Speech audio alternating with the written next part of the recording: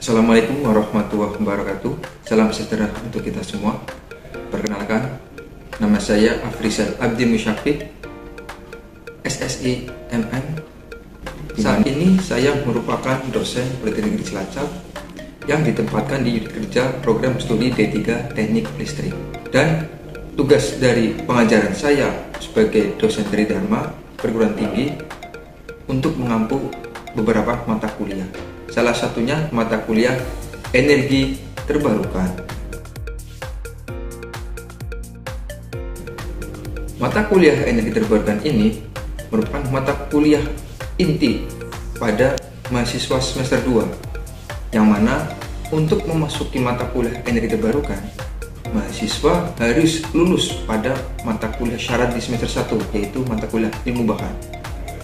Kemudian pada mata kuliah energi baru terbarukan ini diampu dengan sebanyak 2 SKS, yang mana mata kuliah teori ini mempunyai capaian pembelajaran berupa mahasiswa mampu menunjukkan sikap bertanggung jawab pada pekerjaannya secara mandiri.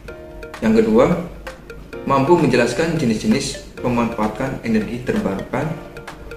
Yang ketiga, mampu menghitung kebutuhan energi pada suatu sistem kelistrikan sederhana untuk pemanfaatan teknologi tepat guna. 4. Mampu memodelkan pembangkit listrik untuk suatu daerah, baik hybrid, on-grid maupun off-grid, dari beberapa potensi energi terbarukan yang ada. Kelima, mampu mengidentifikasi dan menyelesaikan pekerjaan, pemasangan dan pengawasan instalasi listrik yang berbasis sistem pembangkit listrik energi baru terbarukan dan pengembangannya dengan perubahan konversi energi.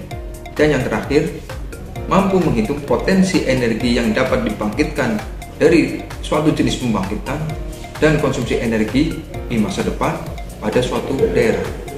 Berikut adalah materi-materi yang saya sampaikan kepada mahasiswa di mata kuliah energi baru terbarukan. Pertama, pada pertemuan pertama, mahasiswa akan belajar tentang pengantar daripada energi terbarukan yang terdiri dari materi teori-teori energi baru, energi terbarukan, dan dibandingkan dengan energi lama. Kemudian dilanjutkan pada materi tentang coal liquefaction, coal bed methane, shale gas, dan shale oil. Kemudian di pertemuan 3 dan 4, mahasiswa akan belajar tentang biofuel, biogas, biomass, dan bioethanol. Kemudian di pertemuan 5 dan ke-6, mahasiswa akan belajar tentang energi geotermal. Dan terakhir sebelum UTS, mahasiswa akan mempelajari tentang energi angin. Setelah UTS, mahasiswa akan melanjutkan materi tentang energi air, kemudian dilanjutkan dengan materi waste to energy atau energi dari sampah, kemudian dilanjutkan dari energi matahari, dan terakhir adalah energi gelombang laut. Kemudian dilanjutkan dengan ujian akhir semester. Proses pembelajaran pada mata kuliah energi terbarukan ini dengan metode pembelajaran hybrid, bisa dilakukan secara tatap muka ataupun melalui e-learning. Bahkan di e-learning itu sendiri ada pilihan dengan melihat video pembelajaran yang sudah saya upload di channel YouTube saya. Kemudian dilanjutkan metode pembelajaran dengan diskusi yang dilanjutkan melalui kanal sosial media seperti WhatsApp group atau melalui Google Class. Untuk kriteria penilaian dan indikator dari mahasiswa yang sudah dinyatakan mampu mengikuti mata kuliah energi terbarukan, di mana mahasiswa mempunyai ketepatan dalam menjelaskan tentang ruang lingkup energi terbarukan yang di dalamnya ada beberapa materi-materi yang sudah disebutkan, mampu menyebutkan teknologi-teknologi yang terlibat di dalamnya, kemudian mampu menjelaskan kekurangan dan kelebihan dari masing-masing materi di energi terbarukan. Terakhir, mampu mengidentifikasi proses kerja konversi energi dari materi-materi energi terbarukan yang kemudian menjadi energi listrik. Adapun untuk deskripsi daripada energi terbarukan ini sendiri, mata kuliah energi terbarukan akan membekali mahasiswa dengan pengetahuan segala jenis potensi alam yang digunakan sebagai sistem pembangkit energi yang bersifat ramah lingkungan dan sustainable, serta berisi tentang pengertian-pengertian jenis-jenis pemanfaatan dan pemodelan energi baru terbarukan. Tujuan dari metode pembelajaran yang diterapkan di mata kuliah energi terbarukan, di mana ada poin yang antaranya mampu menjelaskan tentang ruang lingkup pembahasan energi baru terbarukan, mampu menjelaskan jenis-jenis energi baru terbarukan yang ada di sekitar lingkungannya, mampu menganalisa faktor-faktor yang ada di sekitar lingkungan sebagai syarat minimum dalam membuat sistem energi baru terbarukan, dan mampu mengilustrasikan dan membuat sistem contoh energi baru terbarukan yang ada di sekitar lingkungan.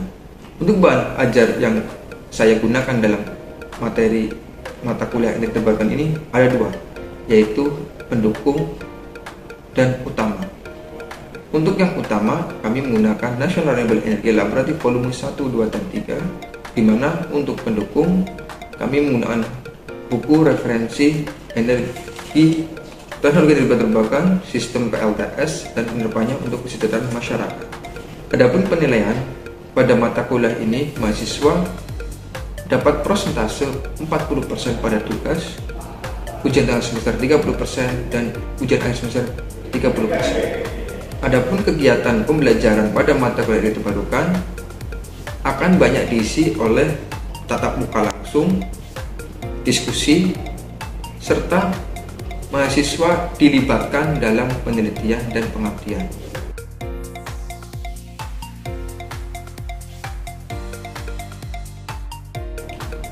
Sekian deskripsi diri mengenai saya serta mata kuliah energi terbarukan yang saya ampu. Semoga bermanfaat untuk pengembangan sistem energi terbarukan serta sudah disiapkan SDM masa depan, SDM Indonesia yang unggul dalam bidang pengembangan teknologi tepat guna berbasis energi terbarukan. Mohon maaf apabila salah kata. Wassalamualaikum warahmatullahi wabarakatuh. Oke, assalamualaikum warahmatullahi wabarakatuh. Selamat pagi semuanya. Kita akan lanjutkan mata kuliah kita semester 2 ini tentang energi terbarukan. Sebelum masuk ke materi yang pertemuan ke berapa berarti ke-14 kali ini ya, kita di 14. Sebelumnya saya mau flashback dulu di beberapa materi-materi yang sudah saya sampaikan mengenai energi terbarukan, yang mana di pertemuan pertama saya akan tarik mundur sambil kita mengingat kembali materi-materi yang sudah kita pelajari bersama. Ada beberapa poin penting yang perlu kalian bisa pahami. Kira-kira poin penting ini akan saya tanyakan kepada kalian. Semoga pada masih ingat ya, masih fresh lah, ini kan masih di pagi hari. Untuk yang kita akan lihat bersama, kira-kira ada yang masih ingat ya, berdasarkan jenisnya atau sumber daya alamnya ini, energi dibagi menjadi apa? Coba ada yang bisa menjawab, angkat tangan. Ada lagi? Oh ya, apa Ustaz? Ya, ada dua, yaitu energi lama dan energi baru. Oke, energi itu apa itu? Contoh energi lama yaitu minyak dan gas. Oke. Dan contoh energi baru itu ada batu bara, nuklir, sel gas, dan sel oil. Oke, kita sudah pernah mempelajari yang sudah disebutkannya tadi yang kurang lebih. Kira-kira masih ada yang ditambahkan? Masih kurang komplit? Oh ya, Nela gimana? Ada satu lagi energi terbarukan.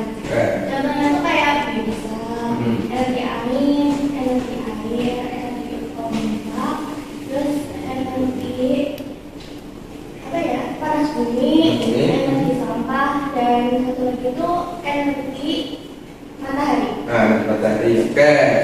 Tadi disebutkan oleh apa? Nela ya. Oleh Nela, kalau energi matahari itu termasuk bagian dari energi terbarukan. Nah, di pertemuan ke-13 kali ini saya akan masuk ke materi tentang energi terbarukan. itu energi matahari. Di tujuan kali ini kalian itu diharapkan mampu mengetahui teori-teori dasar pembentukan energi matahari. Yang kedua, mengetahui teknologi-teknologi yang berkaitan dengan energi matahari. Yang ketiga, bisa mengetahui kira-kira kekurangan atau kelebihan daripada energi matahari. Dan terakhir, yang paling berkaitan dengan energi listrik, yaitu berkaitan dengan proses konversi energi matahari menjadi energi listrik. Ya, kita masuk ke pertama teori pembentukannya dulu. Ini sebagai data tambahan aja untuk wawasan kalian, bahwa energi matahari itu mempunyai potensi yang sangat besar sekali. Dilihat dari data yang ada, bahwa menurut data pada tahun 2010, ini data dalamnya, nanti dicari yang update, bahwa potensi daripada energi matahari itu di wilayah berapa? 200 sampai 500 megawatt. Kalau dipotensialkan itu mencapai 1.200 gigawatt. Dan di saat ini Indonesia posisinya sudah di kisaran kurang lebih, nanti dicek datanya, ada mencapai 1 gigawatt. Masih sangat kecil sekali ternyata yang memanfaatkan energi matahari sebagai sumber energi terbarukan atau energi bersih. Kondisi Indonesia saat ini yang seperti pada gambar yang kalian tahu, bahwa kita itu di daerah tropis ya, dan subtropis ternyata ada beberapa nilai intensitas yang mana intensitas tersebut mempunyai potensi sangat besar jika dikembangkan energi matahari tersebut. Bicara potensi, tentu kita harus mengetahui matahari itu dari mana, proses pembentukannya itu bagaimana. Kalau pembentukannya ya, seperti alam tata surya kita ya, dahulu kala terjadi apa? Ada suatu ledakan atau ya Big Bang, di mana terjadi ledakan yang sangat dasar, dan ada salah satu unsur yang terdiri dari hidrogen dan helium yang berputar ada putaran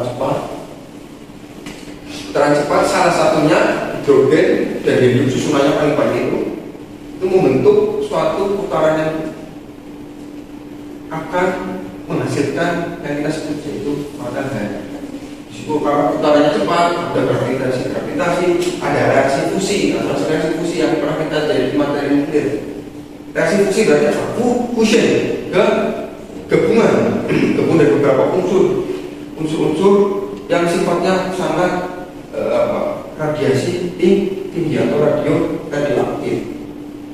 Nah, yang sampai saat ini kita menyebutnya yaitu matahari sebagai pusat tata surya. Dari putaran-putaran ini berlangsung selama jutaan tahun, bahkan mungkin miliar. Tentu menghasilkan energi yang sangat besar, sangat dahsyat, yang sampai saat ini bisa kita nikmati energi matahari tersebut. Energi matahari yang kita nikmati saat ini yang kalian dapat itu apa? Dan tahu? Coba apa? Kamu dapat dari energi matahari, yaitu ada radiasinya dan panas dan cahayanya. Paling kita bisa memanfaatkan ada panasnya, ada cahaya atau intensitas cahaya. Radiasinya bisa dimanfaatkan, tapi nggak bisa. Radiasi matahari bahkan berpotensi menyebabkan apa? Timbulnya salah satu penyakit yang paling mudah kita ketahui apa? Penyakit di kulit mudah terbakar, ya kan? Cepat terjadi penuaan sel. Makanya kalian ada yang kalau keluar, pakai dulu sunscreen. Biar apa? Biar tidak terpapar radiasi. Jadi yang bisa dimanfaatkan apa? Panas dan cahaya. Seperti yang kita ketahui bahwa panas dan cahaya itu teknologi yang dikembangkan seperti adanya fotovoltaik. lihat bersama di depan. Terus ada solar thermal panel. Nah, berdasarkan apa teh?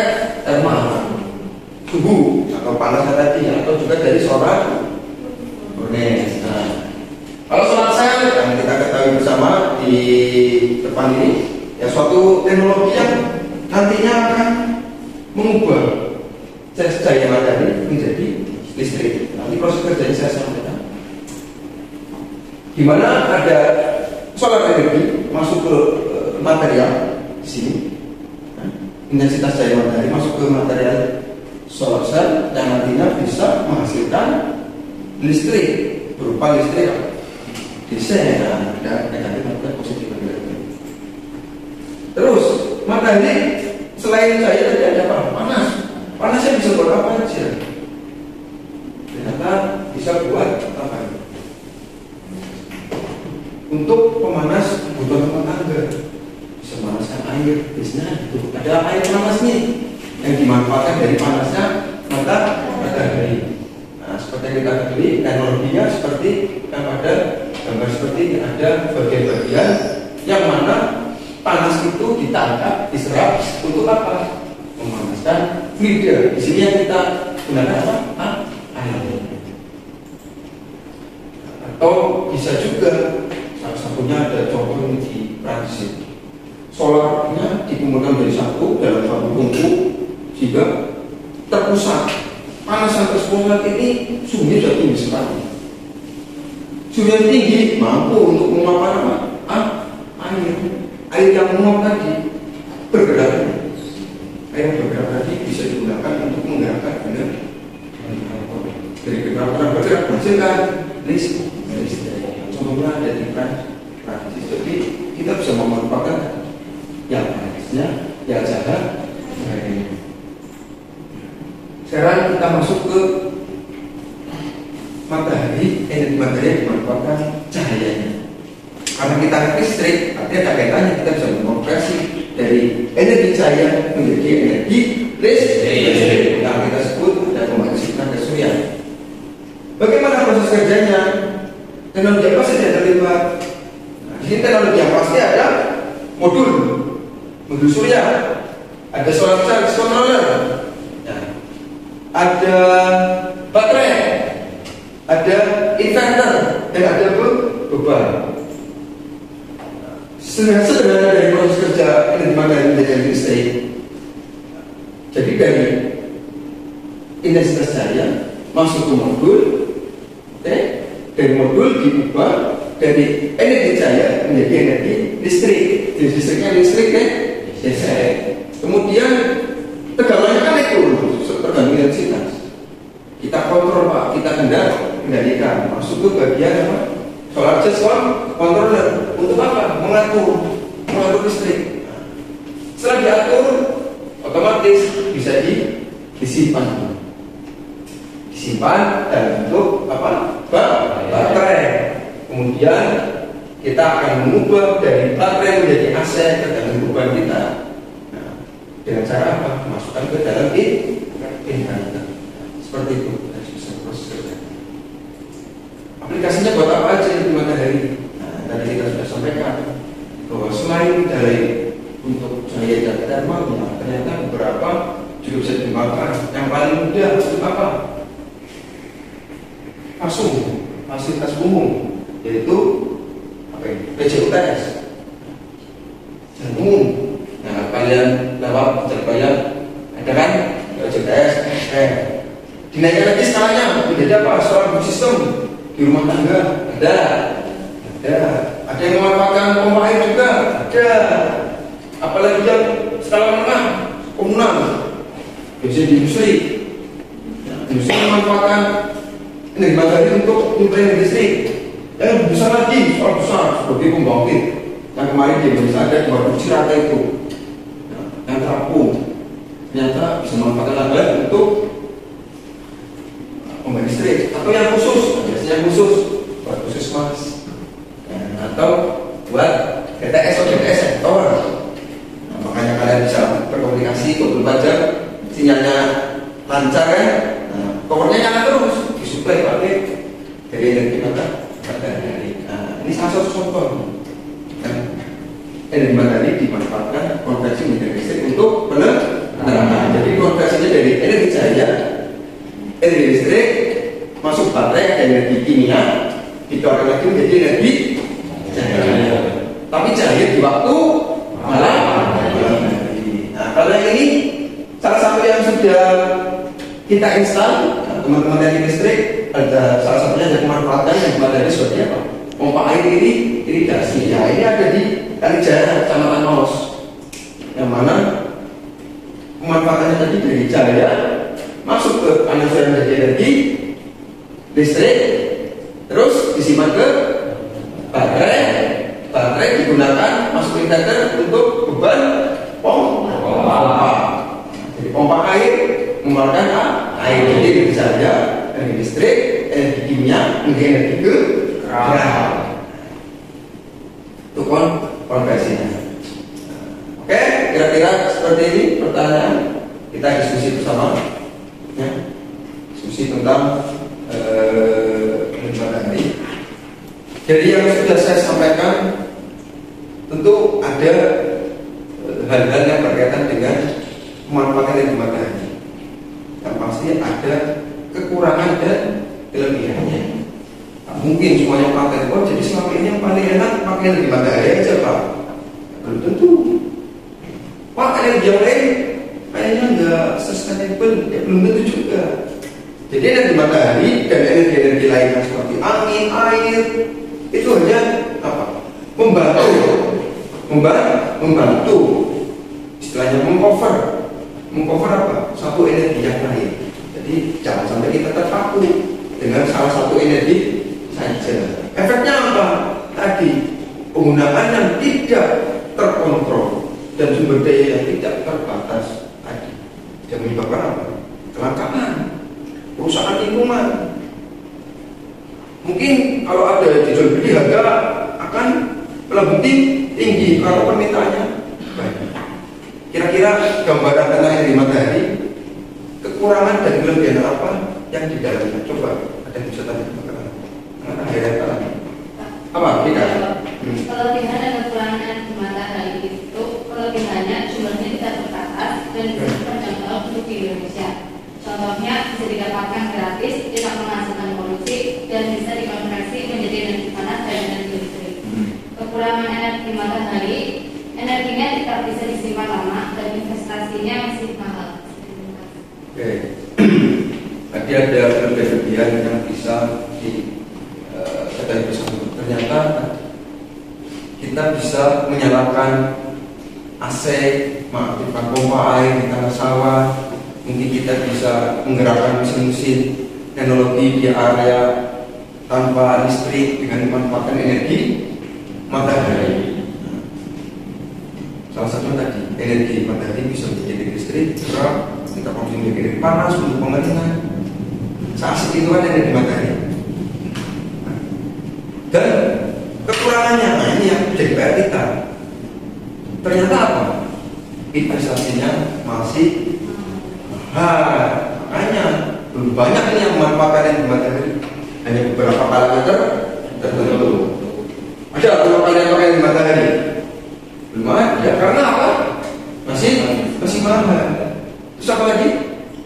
Selain investasinya tidak bisa disimpan lama. Yang matahari ada puncak ketika jam berapa? Puncaknya aja loh ya. Itu sekitar 5 jam per hari. Di Indonesia dari jam 9:30 sampai jam 2:30. Selebihnya itu apa? Selebihnya ada intensitasnya, tapi tidak dalam keadaan puncak. Seperti itu. Ya, bisa dipahami ya?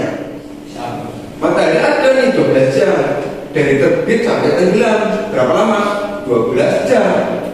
Namun ada namanya puncaknya di jam tertentu. Tadi jam berapa? 9:30 sampai jam 3. 5 jam per hari. Mungkin kita aktivitas kan atau optimalisasi jadi 4 jam per hari bahkan gangguan-gangguan awan. Ada debu yang menutupi. Makanya bisa disimpan secara lama. Kalau bisa disimpan secara lama, perlu teknologi lagi. Perlu baterai sangat mahal, ya kan? Kalau udah baterai, saat ini masih ada pembangkit yang gimana caranya baterai harganya terjangkau. Yang nanti di masa depan mungkin teknologi akan banyak mengarah ke pemanfaatan energi baterai karena dinilai termasuk energi bersih lingkungan, energi ramah, tanpa polusi. Dan apa lagi kurangan? Nah, tadi ada yang disebut harus memanfaatkan lahan yang sangat luas. Makanya kita bisa mencari potensi-potensi lahan yang bisa dimanfaatkan untuk pembangkitan. Mungkin bisa sangat besar yang sudah kita terapkan nih. Indonesia punya nih di Waduk Cirata, waduk air luas sekali, waduk di atasnya diberi PLTN. Daripada di tempat hutan harus di tebang-tebang, harus di atap rumah itu berapa saja, atap luasan terbatas, kita bisa melakukan luas lagi, luas di waduk yang mana kita simpan, kita untuk konversi energinya bisa diubah menjadi energi listrik saja. Dan untuk tugas, kalian bisa akses di Google Class.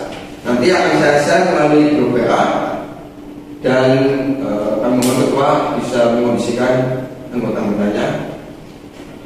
Kita hari ini bisa mempelajari materi.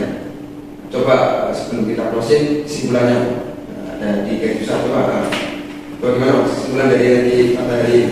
Kesimpulan dari materi itu proses konversi energi materi menjadi energi listrik diawali dari cahaya matahari, kemudian ditangkap oleh panel surya, lanjut disimpan dalam baterai dan bisa digunakan untuk beban DC.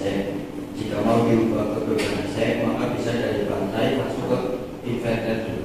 Oke, karena kita listrik, kita sudah mengetahui proses-proses konversi energi cahaya matahari menjadi energi listrik, seperti yang disampaikan oleh Ahmad Fajar. Jadi kalau mau diubah menjadi AC, masuk lagi ke inverter. Kalau bebannya beban, saya bisa langsung dari baterai. Itu ya, mungkin cukup pertemuan kali ini tentang energi matahari.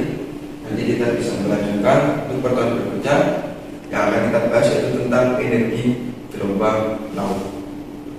Jadi kesimpulan garis besar, kita harus banyak-banyak bersyukur bahwa Tuhan semesta alam memberikan semua sumber daya alam ke negara kita Indonesia.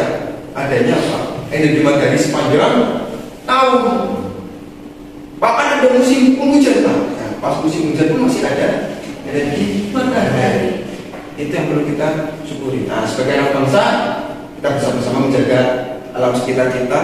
Dengan keimanan kita bisa mengembangkan potensi energi matahari yang bisa dimanfaatkan untuk kebutuhan umat manusia. Seperti tadi, jadi menjadi listrik, jadi panas, dan lain-lain. Gitu ya. Kita cukup pertemuan kali ini. Mohon maaf ada salah kata. Assalamualaikum warahmatullahi wabarakatuh. Waalaikumsalam.